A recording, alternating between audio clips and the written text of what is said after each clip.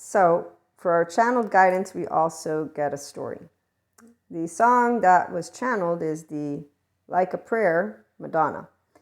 And any person who is 5D, again, mystic, will be beyond supernatural.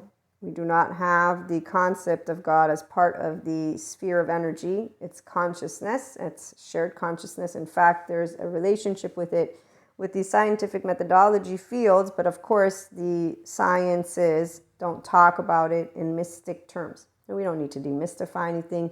5D understands to bring together human, spiritual, and spirituality. So this is why even karma, the word karma and bondage and it being unconscious, there's trauma memory. If you don't get that charge, and instead of doing transference with the adoptive child, you tend to it. So, okay, you do dharma when you're in equanimity because you're like, oh, I have thoughts, I have feelings, I have a charge. Oh, let me move into zero land, not indifferent land. You work with your nervous system, your brain again. And so that's a side note. Let me get to the story, because the channeled guidance is specific for my 5D collective. And the story is going to tell you why these songs, or this song in this case, came through. Some of you will most likely have been opened up to more intuitiveness. And so you're perceiving your oversoul. Your oversoul is always going to be your life, you the person. So people you know, people you interact with. Stay grounded. Don't get lost in storyland. First, you learn how to harness your energy, your emotional body.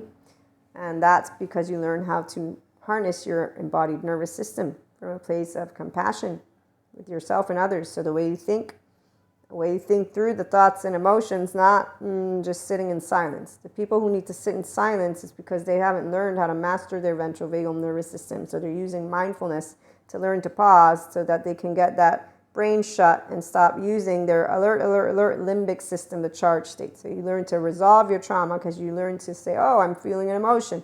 Oh, let me take a look. Oh, my nervous system is in sympathetic. Oh, I'm not blocking myself from some spiritual. Well, no, I'm having what is called an emotional situation because I'm a human. Okay, so story, like a prayer. I'm going to use names if I can. If not, I was there and I'm sitting with my friends. One of my friends is a mystic, like me. They're a Reiki practitioner, a tarot reader, Akashic record reader, you name it, all of it. They're intuitive. I forget which planet they come from. We always have fun together. It's really, in fact, amazing. But we were with three people who are not even remotely mystic in any way, shape, or form.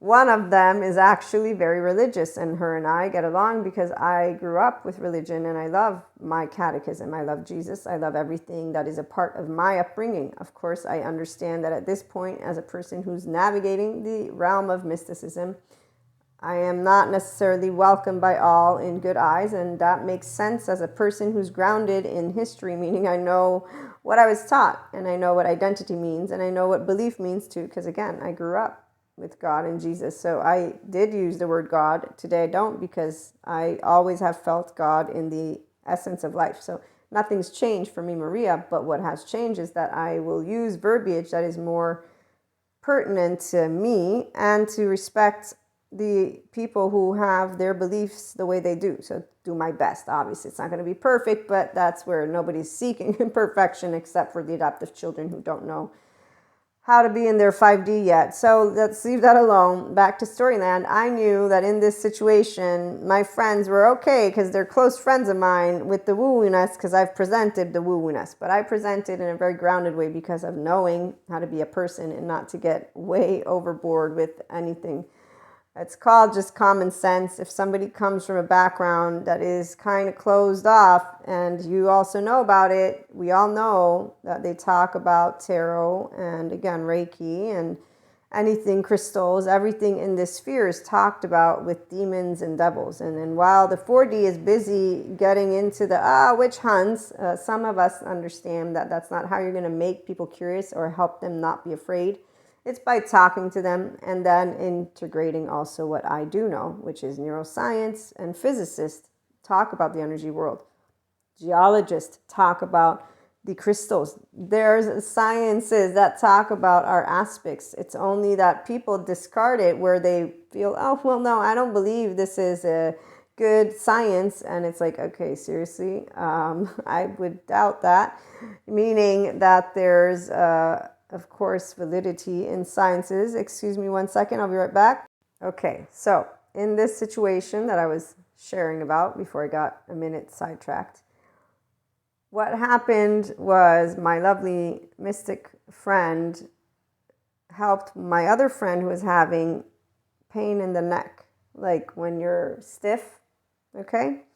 Pain in the neck. And since she was already practiced in Reiki, I hadn't gotten my Reiki mastery yet. She just put her hand to support her, and my friend felt the heat. Anybody who's had a Reiki session for whether it's physical healing or for realignment of chakras or anything, you will know of what I'm talking about.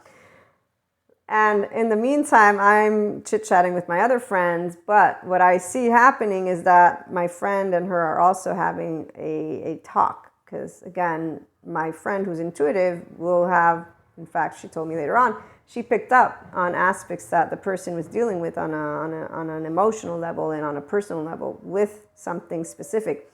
And my friend who's religious, the night before meeting up with us, actually had prayed, official prayer, please give me an answer to XYZG question, which is what my friend provided her an answer to. So this is one part of the story. The other part is unnecessary. The part about this person didn't even know this person. I was the intermediate, brought them together. My friend who's a mystic was able to provide some Reiki for a hurt neck.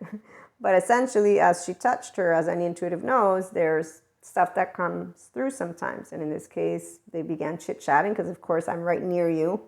While I'm holding on, or have my hand, I'm going to interact with you, not just stare in silence, because it wasn't an official session where you're like, okay, lay down. It was actually some random moment of, oh, wait, I can help you. I can help it go away. And that's where the prayer was the part that shocked my religious friend. And I said, look, everything is energy. I do know about the concepts. I grew up. I love Jesus. I love everything that I got from the church, as you do. And I'm here to say it's not different. I mean, I get it that there's all these ways of talking about it, but a prayer, you send it to it's not ethers. Even here, there's a shared consciousness sphere. The lovely neuroscience and physics community does look into it. I love the in-between because I feel it's a lot more fun. We still hold some of that magic, but disregarding the scientific methodology is not in any way, shape, or form helpful. And that's where we see the 4D collective going. It's not a stray. They serve a purpose for the people who are going to stay in a lower energetic and emotional vibration. Lower doesn't mean bad. It's beneath the neutrality belt of equanimity. It means people who don't look at their charged states, their unresolved trauma. They don't look at their mannerisms. They don't look at their belief systems. They don't believe in it. They don't want to. Okay, so here's where my friend was like, you make it a lot less scary for me when you talk to me about things that are all metaphysical, mystical. And this is the experience I've had with most people. And it's because I relate to them with the human stuff, meaning it's not a real thing. But it's also not crazy. So if somebody uses the word it's crazy, I say, look, I get what you're saying. It ain't crazy. I'm embodying something and I'm channeling something, and it's very different than crazy. So on that note, we'll be right back to close on off. Unlike those who are in a 4D bandwidth. So 4D mystics think that there are demons, that there are energy vampires, that there are dark auras, that you can block yourself in certain ways. There's a way of talking about the sphere of energy that we are that includes belief systems. So unlike a 4D individual who brings to a person who is in no way, shape, or form mystic these topics, the 5D is able to humanize it because we are relating to people. And then we're also understanding how not to disrespect something that is an institution or part of history, part of mankind, part of us, humankind, okay? There's just this way of saying grounded in, yes, we have clairs. It's not a special gift. Actually, the minute you have clairs, like, duh, I'm a person, I'm energy. So again, consciousness and neuroscience and physicists, they talk about these topics. I don't know enough about it, but what I do know is that like a prayer, a thought, the part that we're connected. And this is what's beautiful when we're supporting each other through mindful relationships, which can only happen with our lovely Zen masters who are functional adults, the love language. So be compassionate, be kind. Remember, we don't walk in each other's shoes.